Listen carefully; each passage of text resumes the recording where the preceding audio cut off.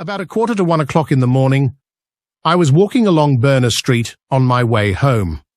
As I came near the gateway of Dutfield's yard, I saw a man walking ahead of me. He stopped and spoke to a woman standing by the gateway. Suddenly, he seized her by the shoulders and tried to pull her into the street.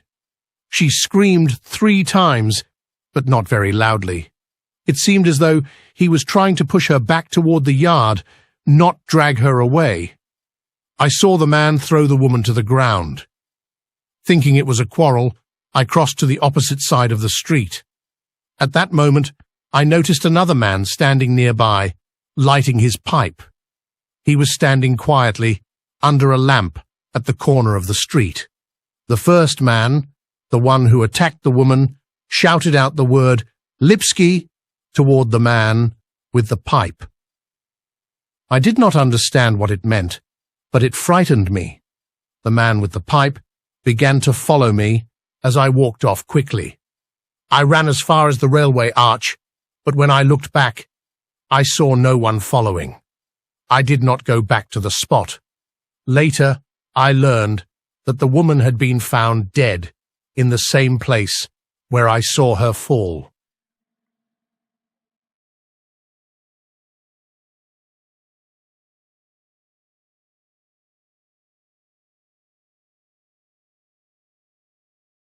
It was about 1:35 a.m. when I left the Imperial Club with 2 friends. We were passing down Church Passage into Duke Street. The lamps were burning low. As we walked by, I saw a man and a woman standing on the pavement near the entrance to Mitre Square. They were talking quietly together. I was close enough to hear her say, "No, not tonight," or words like it. The man had his face turned towards her, so I saw him clearly. He was of medium height, about 30 years old, of shabby genteel appearance dishert, with a fair moustache and a small parcel in his hand. He wore a pepper and salt-coloured loose coat and a grey cloth cap with a peak. The woman was of middle height, poorly dressed, and wore a dark jacket and bonnet. I thought little of it and walked on. When I later learned that a woman had been murdered there within 10 minutes, I recognised her clothing as that of the same woman we had seen.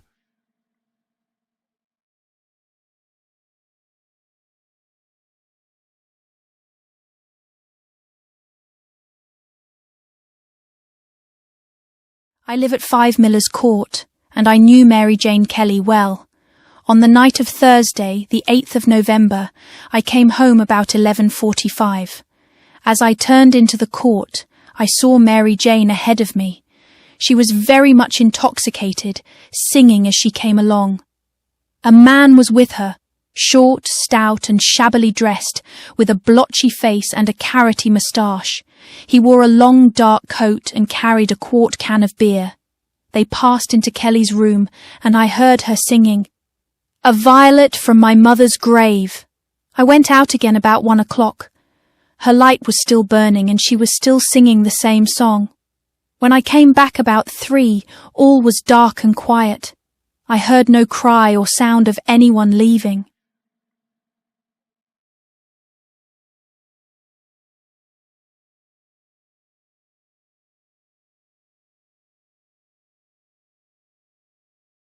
I am a labourer and have known Mary Jane Kelly for about 3 years. On the night of Friday morning, November 9th, I met her at the corner of Thrall Street, about 2 o'clock. She said to me, "Mr. Hutchinson, can you lend me 6pence?"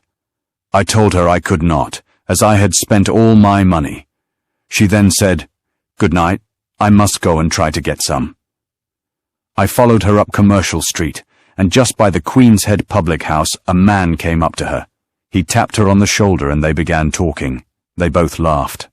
I overheard her say, "All right, my dear. Come along, you'll be comfortable."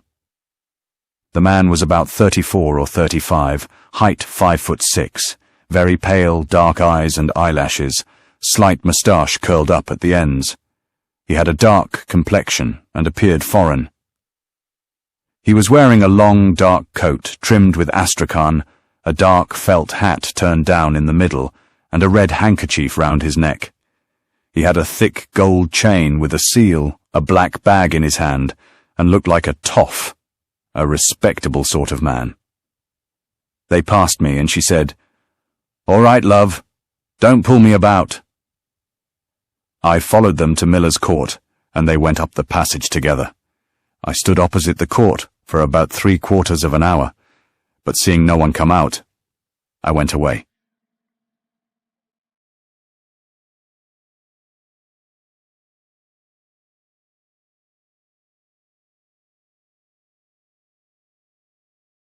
I am a married woman, living at 32 Church Row, Whitechapel. On Saturday morning, the 8th of September, I was passing down Hanbury Street on my way to Spitalfields Market. The time was about 5:30, when I reached number 29 Hanbury Street. I saw a woman standing by the wooden fence which divides the front yard from the house.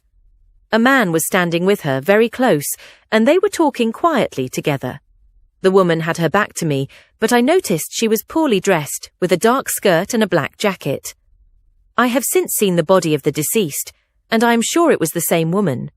The man was a little taller than her, about 5'7", with dark hair, and looked over 40 years of age. He had a foreign, shabby, genteel appearance, and wore a dark coat and a brown, low-crowned felt hat.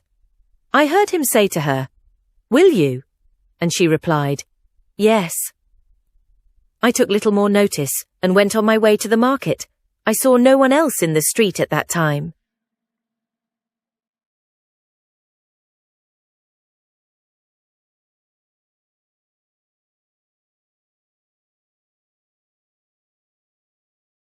For days before my arrest, I knew that I was being hunted.